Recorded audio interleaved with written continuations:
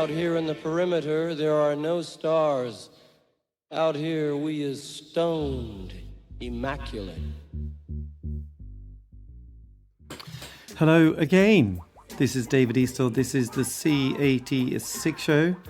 Always, I sometimes say this, we're playing the finest in indie pop, but actually, this is a special one because on this occasion, I am going through my archives and came across these 3 interviews that I did at the V&A exhibition, So You Want a Revolution. This is one that I did at that press night with the legendary Joe Boyd, no less. Anyway, this is it. I haven't edited it. I'm just going to play the whole thing because I'm just going to archive it. So there you go. This is me. This is Joe chatting like old people sometimes do. Take it away. So hit place to record, otherwise it'll be a bit Saturday. So yeah, thanks for talking to me. So yeah, could you just give us an idea of what this exhibition has and entails? Well, I mean, it's immense. I didn't expect anything less, having seen the Bowie exhibition. Right. And having talked to the curators beforehand a little bit about what they were doing. But it's pretty overwhelming and quite well done, I think, really terrific. I haven't put on my headphones and gone around it yet. I'm going to try and do that on a quieter day. On another day, indeed, But, actually. No, it definitely has so much. It evokes so much. I mean, a lot of these things are familiar, have been part of our... Yes. You know, it's interesting, the way modernity kind of starts in the 50s. Yeah. And, or at least the sort of modernity we recognize now as being modernity. And so a lot of these images don't seem, to me anyway, to be from a distant past. Right. They seem to be just back around the last corner somehow. So that recent, because obviously, because you were sort of, you played quite an amazingly key part of the 60s and the sort of, You know, I mean, I was around certainly for a but lot you of things. produced things like Pink Floyd, didn't you? Yeah. And then the Incredible String Band, who are these kind of artists that had Yeah. a huge sort of effect on the 60s and sort of the people who especially bought into, I say bought into, it sounds a bit cheap, but you know, people who sort of went into those sort of bands were slightly different to the sort of the mainstream as well. So you did play quite a major part in there. The counterculture. Yeah, well, I was, you know, I was in a good place. I met some really, I mean, the late lamented John Hopkins was Right. a very important figure. Yes. And I was very fortunate when I first came to Britain in '64 to meet Hoppy. Yeah. And I sort of went along with him into a lot of things. London Free School, which is where I met Pink Floyd. Yeah. And he and I started the UFO Club together. He was a real mover and shaker. He was the guy who was responsible for so much of what happened in London in that period. Well, I always thought that Hoppy's kind of legacy was pretty amazing, actually, because of what he did, and also sort of part of that 1967 was the sort of 14-hour Technicolor Dream event, which again I thought was quite a watershed moment in the 60s. I remember Dawn and the Alexandra Palace coming out and this beautiful spring day and lying on the grass and just watching these hordes of people, you know, pouring out of the Alexandra Palace and thinking to myself, wow, this is getting pretty big. Because obviously having sort of kind of been part of a movement that was sort of in its infancy and was growing, must have been quite extraordinary to see it sort of go from that, like you said, from 64 to 69, 70 in a space of such a short time. It must have been quite an extraordinary experience to see that. Yeah, it was. I mean, and of course we were naive enough to think it was going to carry on. Right.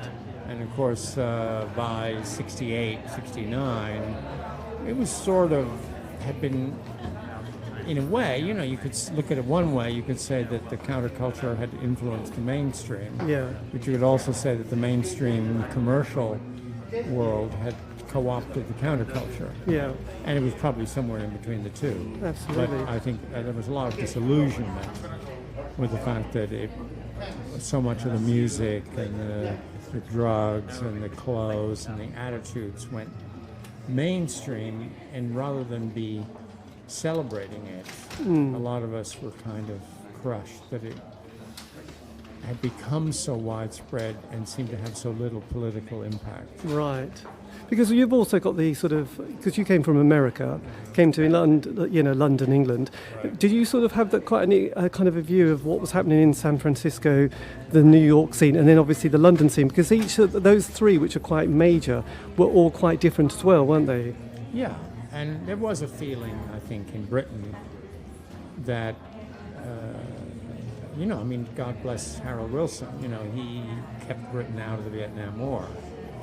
But it meant that you felt like when you went to America, you saw the clashes over the war, you saw the clashes over racial conflicts, the assassinations of major politicians. You felt coming back to Britain that you were coming back to a nice, sort of polite little sideshow in a way, that the really big issues of the day were being confronted in America rather than here. But, nonetheless, I think what culturally what went on here reverberated throughout Europe, reverberated back to America.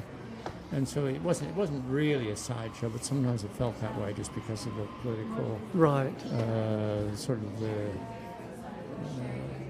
the light touch of the revolution here compared to the violence and depth of what was going on in America. Because it was quite also, well, just going back slightly to the music side, I suppose it was quite interesting seeing the Pink Floyd, compared slightly to the Grateful Dead, and the fact that, but their influences were quite different, weren't they? Whereas the Grateful Dead was much more bluegrass, country, folk. The sort of Pink Floyd was much more avant-garde. When you were producing those kind of first singles, did you sort of have much influence on what they were doing, or did you realise that they were quite off the radar? Well, I loved what they were doing. It wasn't a question of really debate. I mean, we discussed the best single, and we did all agree that Arnold Lane was a good choice, although we were a bit blindsided by the fact that the BBC banned it at one point. Right. Which wasn't really something we expected, I think. But I think, in looking back, it wasn't something that I was analyzing, stepping back and analyzing at the time. But I think looking back now, you can see how revolutionary Syd Barrett was with the way that he, in a way, I mean, the very name, they started out as a blues band, or trying to be a blues band. And that was what most British groups were doing. They were very much singing in an American accent with black American inflection. A bit like the yes. And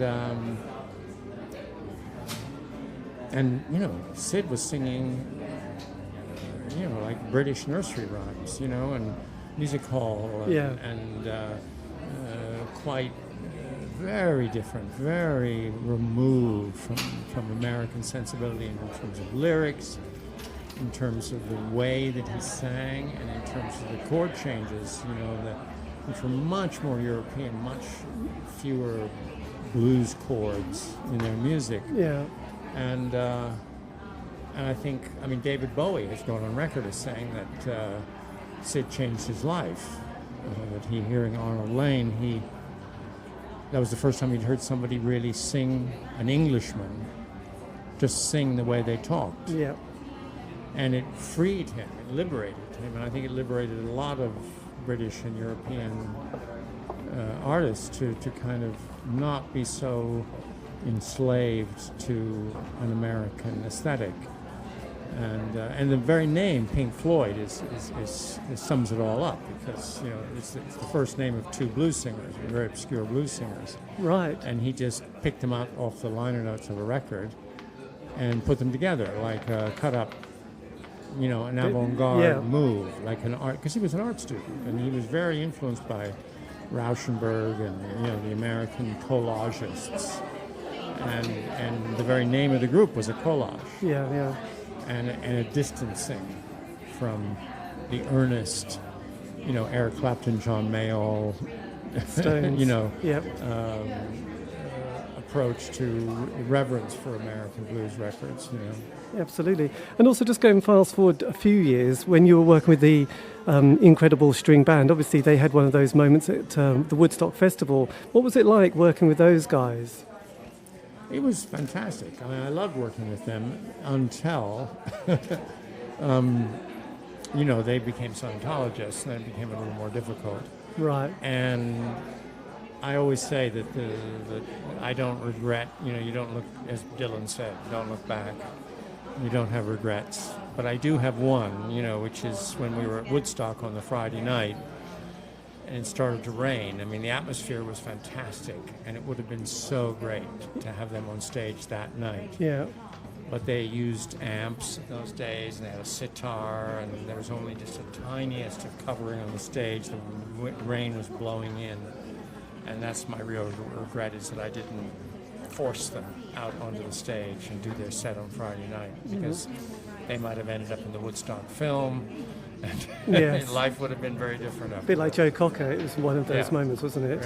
Yeah. So anyway, look, Joe, thanks ever so much. Okay. That's Pleasure. great. Yeah. Okay. And that was me talking to Joe Boyd at the exhibition So You Want a Revolution. That was at the V&A quite a few years ago. Anyway, this is David Eastaugh, the C86 Show. If you want to contact me, you can on Facebook, Twitter, Instagram. Just go to @C86 Show. And also, I'll be archiving these for a long time. Yes, so you can find those on Podbean, Spotify, iTunes, Mixcloud. Just go to C86 Show. It's all there. Anyway, have a great week.